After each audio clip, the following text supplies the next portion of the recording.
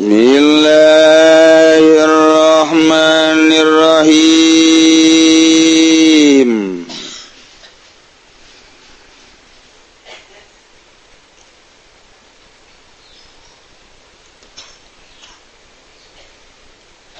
Minna tadhkirul asjar dan ikut tetap setengah saking hikmah utawi ngalanangkeun pirang-pirang sajar. Qadarada alaihi salatu wassalam temen ngarepkeun Kangjeng Nabi alaihi salatu wassalam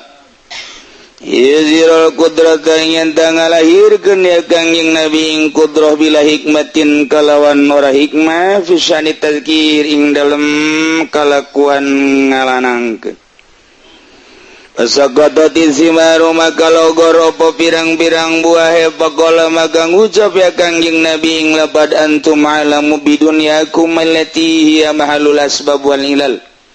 Awi sirakabe iku kang lewi weruh kalawan dunia sirakabe kang utaya dunia iku panggonan pirang-pirang sabab lan pirang-pirang elat. Kadzalika al-qada wal qadar wa kadzalika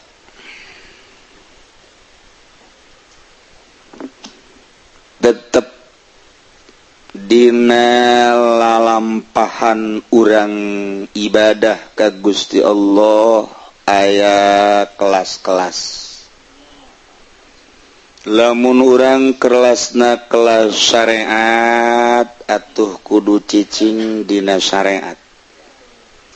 Urang kelasna kelas thariqah kudu sing akur jeung aturan thariqah. Ketika urang geus asup dina hakikat atuh urang kudu nyumput-nyumput dina kahakikatan. Kelas hakikat. Sakumaha nu dicaritakeun kamari bahwa moal leupas kudrat tina hikmah. Sebab nu dipertanyakeun kuno bodoh mah hikmah, yakni sebab jeung elat. Kudrat nama tinggalin bagi jelema nu bersyariat yakni nu bodoh. Ketika nanyakeun naon sababna Ki Zaid sugih teu bisa dijawab atuh Allah Maha Kawasa nyugihkeun jelema teu bisa kitu. Tetep kudu dicaritakeun hikmah perjalanan menuju sugih. Oh, nyaho sia nu mantek sugih. Emang dagang nya nama Jaki Umar ge dagang aja jas atuh lain deui ngani perjalanan Ki Zaid sugih dagang naon anu ojah heueuh Ki Zaid kok hebat amat sih ku hari nyana eta jadi kiai emang ngajina di mana oh nyana mah teu ngaji deui jadi kiai bae teu kaharti aing mah atuh Allah Maha Kawasa aing ge ngarti bego nyaritakeun kakawasaan Allah malah geus jeung nu bodoh mah nyaritakeun ke Maha Kawasa Allah teh teu kahartieun bae tetep bae perjalanan. Oh mimiti mondok nyana di kampung pondok ti mimiti lahir datang ka pae teu pinter-pinter jata mah lain mondok ngaji lembur. Nah jeung geus mondok anu oh jah heueuh pinter lah nyana jadilah kiai kaharti perjalanan. Nah teu bisa jeung nu bodoh nyaritakeun langsung kudrat tetep bae sanajan kudrat eta ebreh bagi jelema nu aya di kelasna tapi bagi nu can ka kelasan mah katutup urang nyaritakeun kudrat. Kangjeng Nabi sumping nyumpingan petani ku Kangjeng Nabi ditingali dipandang kemudian Kangjeng Nabi naros nuju naon ieu tuan ieu teh nuju ngawin-ngawinkeun korma dikawinkeun sumuhun maksudna dikawinkeun bebesanan meureun ai ti dituna we tuan menurut ahli pertanian korma mun teu dikawinkeun atuh moal buah cek Kangjeng Nabi geus kudu dikawinkeun Allah Majang Maha Kawasa geuna coba antep diantep langsung seminggu sebulan bener bagus pas kembang buah murag buahna murag brek mururag biasa murag bebe jadi ka Kangjeng Nabi Kangjeng kadinya Tuan anu cak Tuan teh ieu Allah Maha Kawasa ku kami teu dikawinkeun kormana bagus tangkalna bagus kembanganna buahna murag oh buahna murag ya Maha Kawasa Allah nya ai Maha Kawasa namangan ieu kami kumaha sedengkeun ieu perusahaan kami oh cek Kangjeng Nabi kudu dikumahakeun atuh kudu dikawinkeun carana kieu oh cek Kangjeng Nabi asa katu kawinkeun antum a'lamu bidunyakum anjeun leuwih nyaho urusan dunia sok kumaha anjeun bae oh kitu Tuan sabenerna mah Maha Kawasa Allah ngan anjeun lantaran kurang teger dina kamakawasaan Allah jadi maneh mah pikiranna teh kudu kana dikawinkeun bae mun maneh langsung Allah Maha Kawasa sanajan teu dikawinkeun ge buahan keyakinan gadinya pasti bakal buahan rapingan ente kulantaran antum percayana karena urusan hikmah sok antum a'lamu bidunyakum geura kawinkeun gitu Tuan dikawinkeun ku sahabat tuh barang bae buahan bagus Kangjeng diondang deh Tuan tuh hasil kawinkeun mana ngawinkeun kan bagus ya heuy nya bener bagus dituntun eta si sahabat yuk urang ka dieu amana tuh korma menang melak kaula tuh teu dikawinkeun leuwih bagus kan jaho cenah jadi Kangjeng Nabi ge melak korma hiji teu dikawinkeun buahna luar biasa paneta teu dikawinkeun ge bagus keyakinanana langsung ka kudrat Allah lantaran antum mah keyakinanana ieu keyakinan kana hikmah ya berhikmah nu matak sakelas lamun ente kuari keyakinanana kana hikmah jeung sebab laksanakeun lamun ente keyakinanana geus langsung kana kudrat Allah lah itu langsung ka kudrat bakal bagus jadi diukur ku keyakinan mantak lauzada latoro tambah keyakinan hiber sia wah langsung lolonjak bae nya lagi coba hiber tah jadi hirup teh diukur ku keyakinan urang numantak ge ibadah urang salat urang ditimbang aya nu salat ngan saukur 2 rakaat tapi timbanganna langsung berat aya nu salat ratusan rakaat ribuan rakaat tapi teu daek nimbangna teu daek berat-berat la ilaha illallah ali hakikat hiji doang berat jasa la ilaha illallah kiai nu sapendopo ribuan teu daek berat-berat tidak berat-berat tak hiji la ilaha illallah bidat keyakinanana ketika nyaritakeun ngucapkeun la ilaha illallah sifatna pagaweanana tingkahna hiji Allah teh hiji sifat hiji pagawean hiji asma hiji zat hiji bae seakan-akan nu sejen nu ayangan Allah boro-boro makhluk-makhluk nu lain sorangan ge perasaan nu aya Allah teh deuk ngaleungitkeun rasa sorangan aya bae ge hese jasa rasa sorangan teh nu aya teh ngan Allah doang la ilaha illallah la ma'budu bihaqqin fil wujud illallah rendah la ilaha illallah la maqsuda fil wujud illallah naik la ilaha illallah la matluba leuwih luhur la ilaha illallah la maujuda illallah tapi kan eta mangan sakadar bahasa teu meunang dipindah-pindah ku urang sok aya pun la ilaha illallah la maqsuda la ilaha illallah la ilaha illallah eta mah omongan eta mah lain kudu diomongkeun rarasaan urang lamun geus ibadah make rarasaan waduh geus beta mah dasa lamun urang ibadah geus make rarasaan geus hese nyaritakeun rakaatna ge hese sebab mun make rarasaan urang salat teh tengah peuting make perasaan poho kan Allahu akbar perasaan kadang-kadang ngan sarakaat doang ajo hees nya perasaan we hese engke urang dibere keanehan ku Allah dibere keanehan teh teu karasa urang ge ngahuleng we. Satu ketika urang ke dibere misal ku Allah dibere ya misal ku Allah dibere maca Quran lah urang tengah beuting maca Quran ditenangkeun maca Quran teh geus teu hayang nanaon hiji we Allah ngan ieu mah keur carita Allah mere urang maca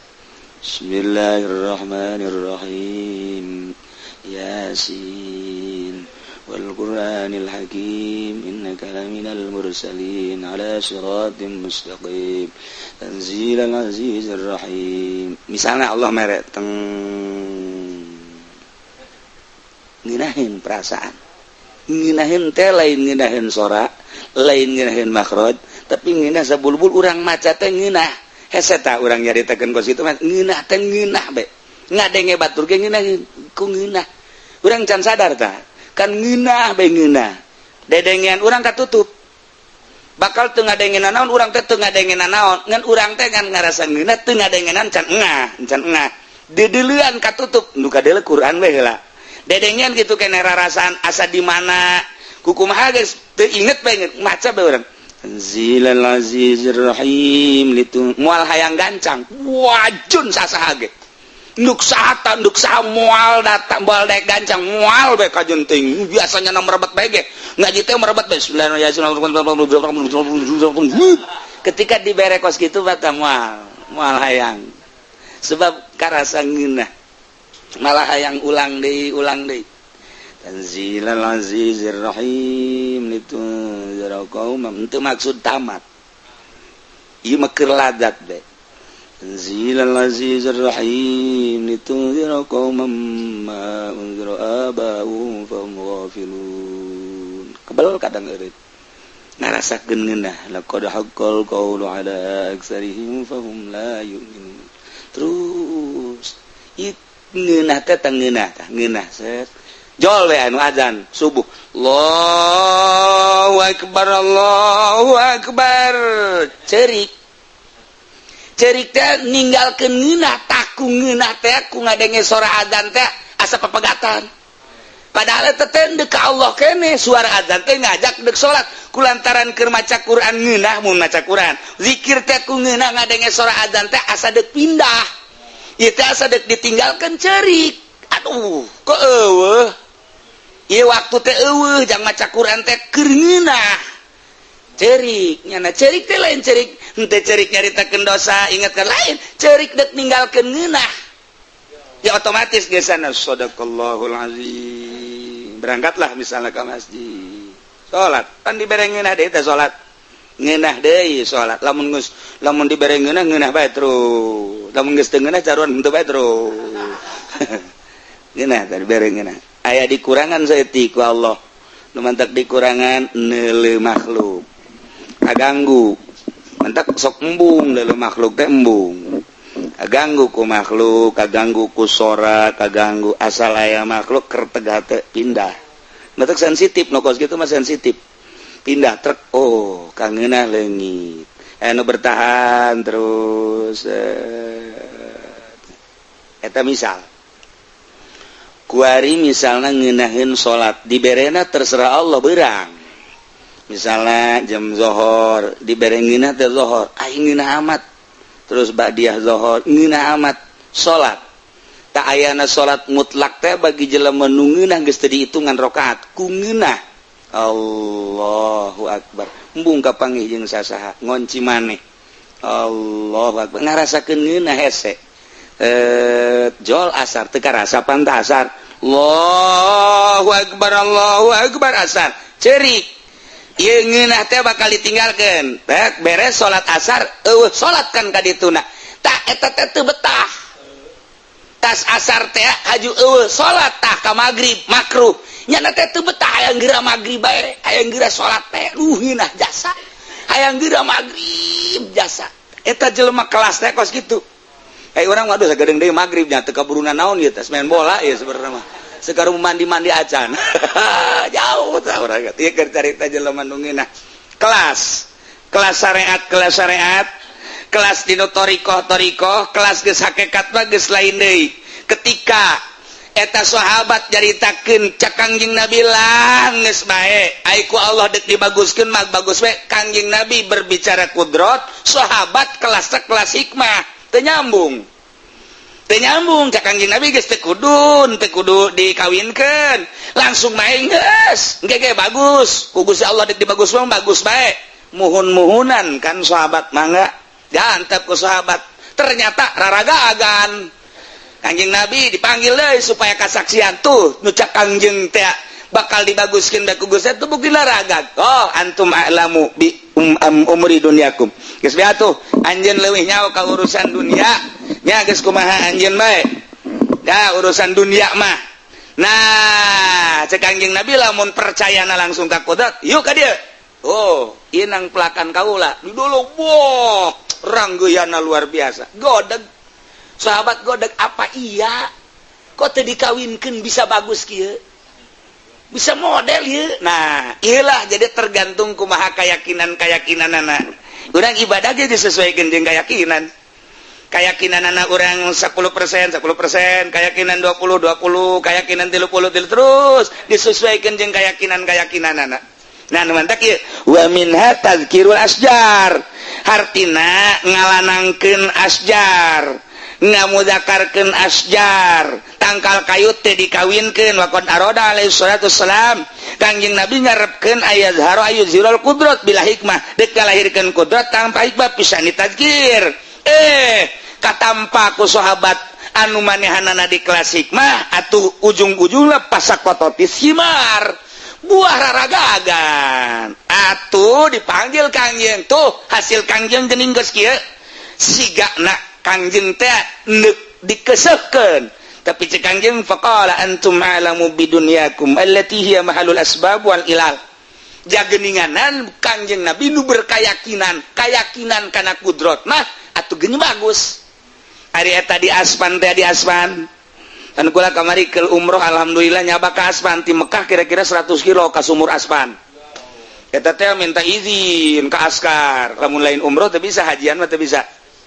alhamdulillah lantaran di ditu aya Haji Fauzi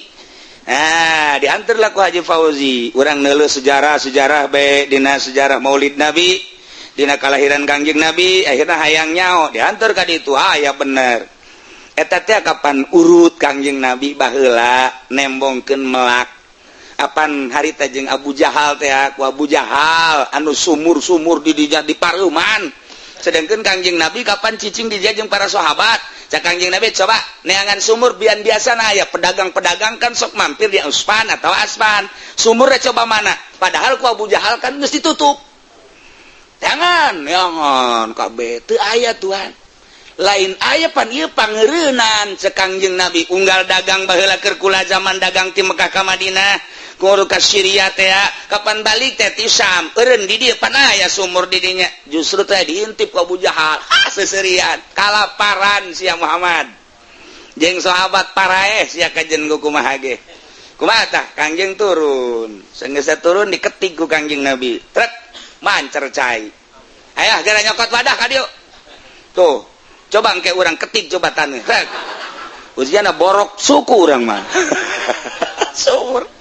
jadi gede atuh kabehan sahabat kadinya Abu Jahal ge sabenerna mah dahaga jeung batur-baturna cak Abu Jahal nyana baralik urang nyokot cai tolol tak Abu Jahal ya hebat ti Muhammad cek nya sihirna ieu bisa ngaluarkeun cai sagala rupa padoh nah tapi cek Abu Jahal ieu kapan nyana teu boga dahareun sadegeun sabaraha poe kan di dieu cak Kangjeng Nabi coba bawa ka dieu bibit korma bawa ka dia bibit korma dibawa bibit korma dipelakeun ku Kangjeng Nabi tek ieu sumur tabelah dia belah wetan setik tek dipelak ku Kangjeng Nabi sok indit sakedeung ka dinya geus gede eta sahabat kieu bae isi korban nu tadi teh lain ieu korban nu tadi teh kabeh kaget kan kabeh kaget ayo kala luar deui bebeja maksudna woi tangkal korban geus gede wah manja coba ge urang deuleu ayo orang dulu, di dalam kali gas buang. Deh, itu tadi tak lain dia. Tadi mah karak gede dong, gua di gas buang. Wah, cina iya gas baruahan. haju urang bebeja deuk ka babaturan bebeja woi korma do dipelaku Kangjeng Nabi teh haju gede bae haju buat coba di deuleut asak Kangjeng Nabi seuri beung aya geura ayo geura alaan cek Kangjeng Nabi di alaan ngawadahan wah mun Haji Habib Rojak aya atuh geus dijual ujianana dijual ke pasar kemis aja noh aduh di alaan gabe atuh Abu Jahal ge milu ieu ngalahan milu Abu Jahal ngalahan eta dongeng keur carita urang macaan sejarah eta we cek kula ai Aspan sih di mana waktu keur umroh hayang nyaho coba ka ditu nu nyaho aju eta Haji Fauzi emang aya naon gitu Kiai bedakeun ta dongna kitu aya Aspan mah di ditu ngan kudu minta izin ka pemerintahan setempat sok minta izin berangkatlah ka ditu sugan kula deukeut horeng 100 kilo di Mekah teh 100 kilo kajen naik bus ka ditu datang dijaga di ditu aya datang ke Aspan dijaga aya guru juru kunci na segala rupa bener perkebunan korma atuh di dinya namanya rahun dongeng nangan ku kurang Arab kan di naon gitu ngaranna teu dibaca-baca teu meunang di Arab mah akhirnya kayaknya asup nginum mandi segala rupa tangkal korma na aya keneh datang ka kuari kula gedenya aya sedih aya bunga aya hayang seuri masyaallah ieu mukjizat ieu sumurna aya keneh ngan geus dibangun jadi make sedotan ku ari mah cai sing kolocor nah marawa di dunia marawa cai dibawa ka dieu segala rupa ka Indonesia eta tangkal kormana ti Kangjeng Nabi we ku ari geus 14 abad berarti 1400 tahun tangkal korma aya keneh endeu kumaha coba eta lamun pelakan Habib Rojak atuh beak Masya Allah lantaran pelakan Kangjeng Nabi bari mujizat urang ditunage nanya kula tak ka juru kunci cek nya geus ulah dicaritakeun ieu mujizat asa nyaritakeun anak tuh lantaran saha anu neuk nyabut tangkal korma eta pae asal neuk kaganggu ka korma eta tangkal korma eta teh muriang deuk kumaha tuh teu menang diganggu sama tangkal korma ieu sumur geus dibangun setik belah dieu belah wetan tangkal korma aya keneh atuh urang ngarusapan we ka tangkal korma sabira tangkal korma ngan ieu mah mukjizat we diusap boja ieu orang tangkal kormana nanya coba Bang nanyakeun jatuh pati bisa bahasa Arab pati bisa lamun jeung nu di dieu mah bisa jeung urang ditu teu bisa atuh jeung nu di dieu mah bisa bae urang ai sanaam saiwah bae mah nah jeung urang ditu hese coba nanyakeun ieu sok buahan tante nanyakeun ku Haji Fauzi nanyakeun tanyakeun atuh lain buahan-buahan deui sakumaha usimna kembangan buahan bari eta kan tangkal korma hiji teh dikawinkeun hiji ajibna ge ajib da tah eta pengurus da ge geus teu bisa nyaritakeun hadza min jumlati mujizat Allah cek mujizat Kangjeng Nabi geus teu kudu dicaritakeun mun cara urang mah ente leuwih nyarah dongengna di kitab-kitab kula mah ngan ngurusan doang coba eta tangkal kormana endek diganggu gering endek dipindahkan geus pararae teu bisa tah mah mujizat tangkal korma nu batak ditahan ku urang Arab teu meunang kadarinya teu meunang tapi atuh maling-maling bae mah masalah maling emang geus kitu urang Indonesia mah loba maling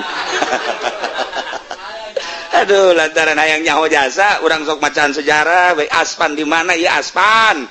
ditiba heula nanyakeun Aspan nu nyaho ngan aya tah mukimin Haji Fauzi diantar ku nyono ka ditu nyanana ge can pernah atuh nyasab nyanana ge nyasab lantaran atuh nyana urang ditu nanya deui ka beneran mobil bus teh kurang bensin deui puyang waya ieu aing bisa balik ka moal ieu bensin eueuh geus bingung ieu lain lalagaan supirnya geus bingung bensin kurang ieu lamun balik deui kurang geus teruskeun bae lanan ku mangke bae nya urang hayang nyaho ka Aspan nya mikiran bensin eueuh nya peuting sababaraha pom didatangan eueuh alas beak mun cara urang eueuh bensin heran aing mah ieu bensin di Mekah datang ka beak ieu ieu kumaha ieu urang balik ulah mikiran balik asalnya hobe heula ka Aspan nyaho tah kos kitu urang ngalamun bae masyaallah ieu ka kawasan Gusti Allah atuh mukjizat Kangjeng Nabi aya tangkal kormana tetep hiji ieu sumurna geus dibangun di dieu aya mesin terus dilestarikeun maksudna ieu sumurna belah wetan tangkal kormana gede buda luhur harus suburna pohara jasa bisa gedengin eta kan dikunci tangkal-tangkal korma biasa perkebunan. Nah eta keur carita nang mukjizat Kangjeng Nabi, sumurna menang ngetik Kangjeng Nabi, tangkal korma menang melak Kangjeng Nabi, eta ngan ngaleos doang haju gede bae, ngaleos deui kadinya haju buahan, ngaleos deui kadinya geus arasak. Tungtungna kan Abu Jahal sieun. Cak Abu Jahal lain lawan urang mending balik bayu, balik Abu Jahal. Dan deuk lawan Kangjeng Nabi ku tangkal korma bae geus sieun. Sieun musuh oleh Habib Rojak henteu sieun. Aduh Gusti Allah. Nah ieu keur carita makomna geus carita Kangjeng Nabi mun hese nyaritakeunana. Ieu mah keur carita pada urang, makom hakikat, makom thariqah, atuh sia mah samakom samakom. Urang mah makom syariat di syariat bae ulah sok totorekatan. Pugu karena syariat doang, bu gidug Gus beda jasa. Diajak ngariung ge, punten deuk ngilu ngariung teh moal aing keur norekat dulu. Giliran bae balik ngariung sia hayang berkat da teu naon berkat mah ceknya. Ali torekat ge ka berkat mah beuki sial teh budak. Aing ngariung embung. Ai makom syariat bae. Ulah sok totorekatan sebab kadeuleu. Polisi asli jeung polisi gadungan kadeuleu, abri asli jeung abri gadungan kadeuleu. Torekat asli jeung torekat gadungan tuh kadeuleu bae lantaran aya larangan-laranganana. Ketika larangan anakku nyana ieu dirumpak, atuh salah berarti teu norekat atawa nyana ieu teu konsisten dina norekatna. Basa aya torekat ngadaharan duit pamarentah. Haram teh teu meunang. Moal wusul ila Allah atuh kajen kumaha ge. Aya opat minimal teu meunang toma dan lain sebagainya. Ieu mah keur carita bae. Mata kalau mun aya kiai ahli torekat cenah tapi osok datang ke pendopo dibere dah bohong ge make bae gede bohong. Geus saen kajen teh kiai sahabat geus bohong mah geus. Sebab larangan anak. Ye, timbul pertanyaan, apa tuh meunang ka pendopo meunang? Eta pan eta ulah soteh neangan parab di ditu. Ulah neangan parab di pendopo, ulah neangan parab di pamarentah. Ai datang ke pendopo, datang ke pamarentah deuk ngaji mah deuk nganasehatannya na wajib bisa bila perlu. Ulah soteh neangan parab sebab nusok neangan parab ka ditu mah anjing. Anjing ja asal ditambahi kokok dibere bae tulang nah, kiai nusok tulang telog dengan parab ke pendoko kiai anjing teh ngaranna urang lamun dikitukeun pan senep kana jantung atuh tapi eta kan bahasa ahli thariqah anjing teh lain nalagaan anjing beneran nya mah ngabahasakeunana anjing anu kukula kamari didongengkeun di panggang teh bahasana anjing bae cek guru thariqah sia lain jadi kiai anjing emang kunaon tengarti panjana manja kula di anjing-anjing pan kula boga murid 500 pan kula ilmu ti mama anjing siapa ih ke mama luhur teh nyebut anjing coba tarik dah kumaha anjing mah idadu iya di mana-mana ditambai akbala wa idza rudain soropa mun ditambai datang mun digebahkeun indit januk itu mah dikembur aing anjing gua disiak gua ditambahi ku bupati datang di mana digebahkeun indit sama anjing jahe cek nanya ja di lemburku lagi anjing gos gitu berarti aing anjing ya tuh ahli thariqah mah teu kira-kira ka murid anjing sia mah kos kitu mah mondok deui sia senang aing ilmu aing dikitu-kitu ku sia nah, itu cenah santri mah makhluk tinggalkeun ka Allah kejem ahli thariqah mah atuh mah lain kitu pan atuh aya ka pendopo lah ja urang macam atuh emang kos kieu teh pan loba kabutuh bener teh susuganan bae dia banyak norekat kos kitu babe teh habak eta rekat kos kitu loba kabutuh guruganan hawaij aya di ditu hawaij nah teu bisa kitu endek-endek enten teh atuh endek norekat endek sing tegep ulah atuh ayo segala bebeja endek zikir thariqah naon ieu sieun aya di aing kabeh atuh bebeja teuing deratus ya endek zikirna da bakal kadenge ieu kege kanyahoan make zikir naon ge kadengean cara narikna bener jeung teu ge bakal kadengean ye ieu mah bangsa kiai anjing kabeh meureun wae di dieu eta orang kan kadengena ge iza du'iya akbala wa iza ruda insoropa di mana ditambahi datang di mana digebahkeun atuh eta mah kos kitu tak ulah soteh ka pamarentah neangan parab ari datang ka ditu deuk nganasehatan mah bila perlu wajib jadi ulah soteh lain ulah mutlak maka tanda kutip nya ai ieu nu osok daratang ka pendopo eta mah wallahu a'lam bissawab jadi lain ulah ngahijin aja yang pemerintah parab ulah neangan parab.